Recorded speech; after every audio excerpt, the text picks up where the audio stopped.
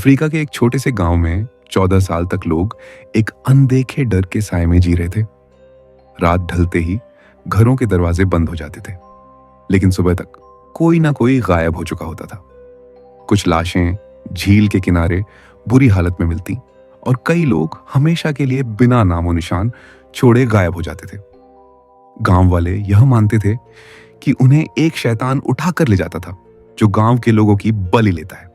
सालों तक यह सिलसिला चलता रहा, लेकिन एक दिन गांव वालों ने एकजुट होकर उस दानव को पकड़ने का फैसला किया, जो उनके मुताबिक गांव की झील के अंदर छुप कर रहता था। लेकिन जब उन्होंने असल में रात को गहरी झील से निकलते हुए उस दानव को देखा, तो सभी की रूह कांप गई। ज्यादातर गांव वाले वहां से डर कर भाग गए। पर आखिर उन्होंने ऐसा क्या देखा था, और आखिर वह दानव क्या था जो गांव के लोगों को एक एक करके मार रहा था?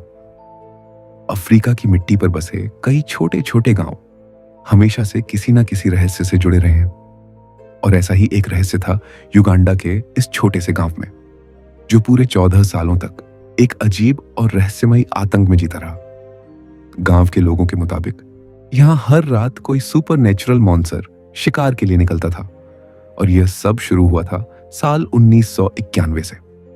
उससे पहले इस छोटे से गांव की जिंदगी बिल्कुल आम सी थी। बच्चे खेतों और मैदानों में खेलते थे, औरतें झील से पानी भर लाती थीं, और मर्द खेती या मछली पकड़कर अपने परिवार का गुजारा कर लेते थे। गांव बहुत ही छोटा सा था, लेकिन यहां खुशहाली थी। मगर यह खुशहाली ज्यादा दिनों तक नहीं रही। धीरे धीरे गांव में अजीब घटनाएं होने लगी। लोग एक एक करके रहस्यमयी तरीके से गायब होने लगे। पहले तो किसी ने भी ध्यान नहीं दिया। सबको लगा शायद जंगल के शेर चीता या फिर लकड़बग्घे उन्हें खा गए होंगे, जो उस समय अफ्रीका के गांव में आम बात होती थी। लेकिन जैसे जैसे साल बीते, मौत का सिलसिला तेज होता गया। 14 सालों के अंदर 83 लोग मर गए। सोचिए, एक गांव जिसमें सिर्फ कुछ 100 लोग रहते हैं, वहां 83 लोगों का मतलब है हर घर, हर खानदान से किसी अपने का छीन जाना। इसके चलते अब गांव वाले डरने लगे। रात होते ही सब घर से बाहर निकलना बंद कर देते थे। सबको लगता था कि कोई शैतान, कोई दानव है जो उन्हें निशाना बना रहा है। अब मौत का पैटर्न भी अजीब सा था। कुछ लोग घर से बाहर निकलते और फिर कभी भी वापस नहीं आते थे, तो कुछ की बॉडीज झील के किनारे मिलती बुरी तरह से चीर फाड़ कर दी गई, जैसे किसी ने उन्हें चबा डाला हो। और कुछ तो ऐसे थे जो हमेशा के लिए गायब हो गए बिना कोई भी निशान छोड़े, जो बात इन घटनाओं को और भी डरावनी बनाती थी। और जब इंसान किसी बात को समझ नहीं पाता, तो वो उसे सुपर नेचुरल भूत प्रेत या फिर शैतान से जोड़ देता है। यही सेम चीज यहां भी हुआ। गांव वालों को अब यकीन हो गया था, ये जरूर किसी दानव का ही काम है जो गांव के लोगों की बलि ले रहा है। अब समय गुजरने के बाद लोगों के लिए यह इतना नॉर्मल हो गया था कि लोग अपने मरने वालों को रोकर भूल जाते थे और जिंदगी फिर चलती रहती थी, जैसे कि मौत गांव की किस्मत बन गई हो। पर गांव में एक बुजुर्ग थे, जॉन, उम्र 64 साल, लेकिन शरीर और मन से बहुत मजबूत। उनके 9 बच्चे और 31 पोते पोतियां थी। जॉन ने भी इन रहस्यमय मौतों में अपने कई करीबी लोगों को खो दिया था, पर वह कभी भी मान नहीं पाए कि यह सब किसी राक्षस या फिर शैतान का काम है। उनका हमेशा से कहना था कि नहीं, इन मौतों का कारण कुछ और ही है। लोग यूं ही गायब नहीं हो रहे, बल्कि हमें सच ढूंढना होगा। सालों तक उन्होंने गांव वालों को समझाने की कोशिश की, लेकिन कोई भी सुनने को तैयार ही नहीं था। लोग शैतान के नाम से और लगातार हो रही मौतों से इतने डरे हुए थे कि उनके अंदर इसके पीछे की वजह जानने या सवाल पूछने की भी हिम्मत नहीं बची थी। मगर जॉन ने सोचा, चाहे जो भी हो जाए, मुझे इस रहस्य की तह तक जाना ही होगा। और फिर आया वह दिन जिसने सब कुछ बदल कर रख दिया। मार्च 2005 की एक सुबह गांव का एक छोटा बच्चा अपने घर के बाहर खेल रहा था और अचानक वहां से गायब हो गया। पूरे गांव में अफरा तफरी मच गई। चारों तरफ तलाश शुरू हो गई, जंगल, झील, खेतों में, हर जगह, लेकिन बच्चा कहीं भी नहीं मिला। यह घटना जॉन के लिए बहुत ही पर्सनल थी, क्योंकि वो बच्चा उसके अपने पोते जैसा था। जॉन ने सोचा, अगर यह मेरे पोते के साथ हुआ होता तो क्या मैं यूं ही चुप बैठता? वही पल था जिसने जॉन को अंदर तक हिला दिया और उन्होंने एक फैसला किया। अब और नहीं, अब गांव वालों को जगाना ही होगा और इस शैतान का असली चेहरा सामने लाना ही होगा। जॉन ने गांव वालों को इकट्ठा किया। शुरू में कोई भी तैयार नहीं था, लेकिन जॉन का जुनून और जिद देखकर धीरे धीरे लोग उसके साथ खड़े हो गए। आखिरकार दर्जनों गांव वालों ने फैसला किया कि वह रात के समय झील के किनारे पहरा देंगे और हर आहट पर नजर रखेंगे। उन्होंने झील को इसीलिए चुना क्योंकि इन 14 सालों में जितने भी लोग गायब हुए थे ना उनके तार इसी झील से जुड़े हुए थे। फॉर एग्जाम्पल, या तो लोग इसी झील के आसपास से गायब हुए थे या फिर उनकी बॉडीज इसी झील के पास बुरी हालत में मिलती थी। इसी वजह से गांव वालों ने इस झील को एक नाम दिया था, कसाई खाना। इसीलिए जब बच्चा गायब हुआ तब झील पर पहरादारी शुरू की गई। लेकिन लोगों को उस झील के पास रहकर एक अजीब और डरावना एहसास होता है। फिर भी डर के बावजूद उन्होंने कई दिनों तक पहरादारी की, लेकिन झील के पास उन्हें ऐसा कोई भी घटना दिखाई नहीं दिया जिससे यह साबित हो कि इन मौतों के पीछे झील में रहता कोई दानव है। फिर भी जॉन ने उनकी हिम्मत बनाए रखी। उसने पहरादारी का समय और बढ़ा दिया। लेकिन 5 से 6 दिन गुजर जाने के बाद भी जब कुछ नहीं हुआ तो लोगों के हौसले टूटने लगे। उन्होंने मानना शुरू कर दिया कि शायद शैतान जानता है कि हम उसका इंतजार कर रहे हैं, इसीलिए वह बाहर आ नहीं रहा है। और काफी हद तक यह बात सच भी थी, क्योंकि इसका जवाब आपको आगे मिलेगा। तो देखो, जब गांव वाले हिम्मत हारकर पहरादारी छोड़ने लगे थे ना, तब जॉन ने एक चाल चल दी। उसने गांव वालों से कहा, अगर शैतान को किसी की बलि ही चाहिए तो हम उसे वहीं देंगे और शायद तभी वो झील से बाहर आएगा और हम उसे गांव से भगा पाएंगे। अब ये प्लान सुनने में इलॉजिकल था, लेकिन शॉकिंगली इसने काम किया। पूरे गांव वालों ने अपनी आंखों से उस शैतान को बलि के लालच में झील से बाहर निकलते हुए देखा। पर आखिर वो शैतान कैसा दिखता था? 7वीं रात जॉन ने गांव वालों के साथ मिलकर झील के किनारे के पेड़ों पर ताजा मांस लटका दिया। सुबह के करीब 4 बजे झील के चारों तरफ एक अजीब सी आवाज गूंजने लगी। पहले वो हल्की सी गड़गड़ाहट थी, जैसे दूर से बादल गरज रहा हो, लेकिन कुछ ही पलों में वह आवाज इतनी तेज हो गई कि लोगों में अजीब सा डर फैल गया और सबकी नजरें झील पर जम गई। उसके बाद अचानक अंधेरे पानी में भारी लहरें उठने लगी। औरत भी एक विशाल काला साया पानी से बाहर निकला। लोगों की सांसें रुक गईं। वो चीज ना इंसान जैसा लग रहा था, ना ही जंगल के किसी जानवर जैसा। उसकी आंखें चमक रही थी और मुंह से निकली एक डरावनी हुर्राहट रात के सन्नाटे को चीर रही थी। वो सीधा जॉन की तरफ बढ़ने लगा, लेकिन अगले ही पल मुड़कर पेड़ों से लटके ताजा मांस पर झपटा। लेकिन यहां जॉन ने भी अपनी चाल चल दी। उसने पेड़ों पर लटके मांस के टुकड़ों में जाल लगाया था ताकि शैतान उनमें फंस जाए, और ऐसा ही हुआ। जैसे ही वो मांस पर झपटा, शैतान जाल में फंस गया।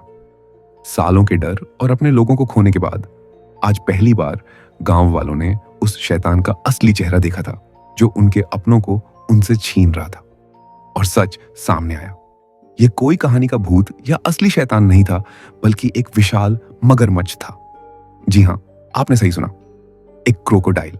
लेकिन कोई आम क्रोकोडाइल नहीं, एक 16 फीट लंबा और 2000 पाउंड यानी कि 900 किलो से ज्यादा भारी सॉल्ट वाटर क्रोकोडाइल।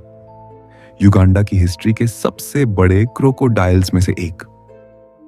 अफ्रीका का सबसे बड़ा शिकारी जो रात के अंधेरे में झील से निकलता, एक इंसान को पकड़ता और उसे पानी में घसीट लेता।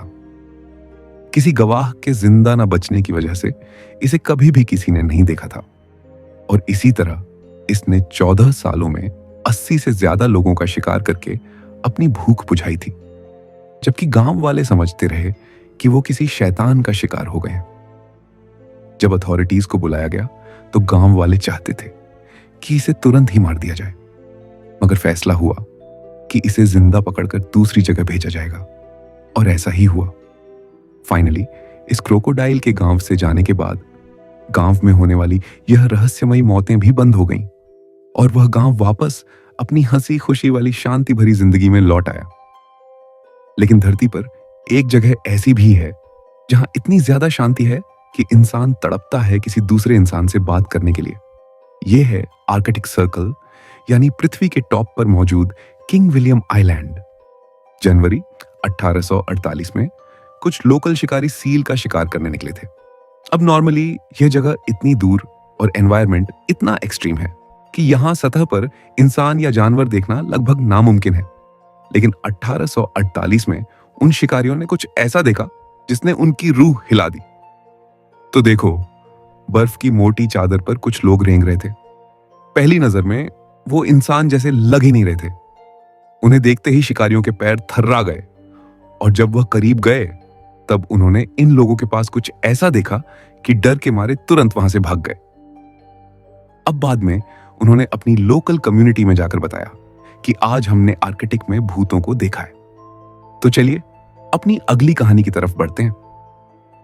तो अप्रैल 1848 की जमा देने वाली सुबह उत्तरी कनाडा की बर्फीली जमीन पर धुंध और ठंडी हवा एक साथ तैर रही थी। अब किंग विलियम आयरलैंड के पास कुछ इनविड शिकारी सील की तलाश में निकले थे। उनके सामने एक ऊंची बर्फ की ढलान थी। वह धीरे धीरे उसके ऊपर चढ़ने लगे, लेकिन उन सब में से सबसे छोटा शिकारी उत्सुकता से तेज दौड़कर पहले ही ऊपर पहुंच गया। उसने पहाड़ी पर खड़े होकर ठंडी हवा की गहरी सांस ली और सामने के मंजर को देखने लगा। लेकिन तभी उसकी नजर पहाड़ी के नीचे मौजूद अजीब से लोगों पर पड़ती है। अजीब इसीलिए क्योंकि यह इंसानों की तरह दो पैरों पर चलने के बजाय चार पैरों पर रेंग रहे थे। इन शिकारियों ने पहले कभी भी ऐसे लोग नहीं देखे थे। ये लोग अजीब तरीके से बिहेव कर रहे थे। उनके चेहरों पर कोई भाव नहीं था। आंखें देह में ढंस चुकी थी और त्वचा नीली काली पड़ चुकी थी। इस भयानक मंजर को देखकर वह छोटा शिकारी तुरंत अपने साथियों को बुला लेता है। सब ऊपर खड़े होकर हैरानी से देखते हैं कि आखिर यह लोग किस हाल में हैं, कि तभी उनकी नजर एक भारी स्लेह पर पड़ती है जिसे यह अजीब से लोग बर्फ पर खींचते हुए ले जा रहे थे। स्लेह पर मोटा तरपाल पड़ा था। अंदर क्या छुपा था यह साफ नहीं दिख रहा था, लेकिन लग रहा था कि कुछ बहुत भारी है। शिकारी आपस में फुसफुसाते हैं, ये लोग सील क्यों नहीं ढूंढ रहे हैं? इनके पास इतना वजनदार स्लेग क्यों है? और जब शिकारी इन अजीब लोगों के बारे में बात कर रहे थे, तभी उन्होंने कुछ ऐसा देखा जिसने उनकी रूह कपा। वह बिना कुछ सोचे विचारे तुरंत वहां से भाग गए। पर आखिर उन्होंने ऐसा क्या देखा था? तो देखो, शिकारी चुपके से न उन पर नजर रख रहे थे। तब उन्होंने देखा कि उन लोगों में से एक लड़खड़ाकर जमीन पर गिर गया।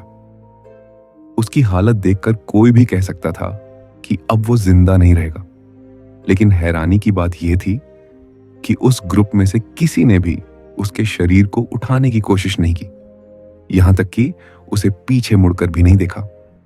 सिर्फ एक आदमी जो स्लेह खींच रहा था, उसने अपने मरे हुए साथी का लाश भी उठाकर स्लेह पर डाल दिया, और तभी उसने कुछ पल के लिए स्लेह का कपड़ा उठाया। शॉकिंगली स्लेह के अंदर कई डेड बॉडीज बंधी हुई थी। कुछ के हाथ नहीं थे, कुछ का सर गायब था। यह मंजर देखकर शिकारियों के होश उड़ गए। उन्हें यकीन हो गया था कि यह लोग अब इंसान नहीं रहे, बल्कि इंसानों को ही खाने वाले जानवर बन चुके हैं। यह अपने ही मर गए साथियों के शरीर को खाते जा रहे थे। ऐसे में उनके पास जाना एक बड़ी बेवकूफी थी। इसीलिए सभी शिकारी डर गए, वहां से भाग गए।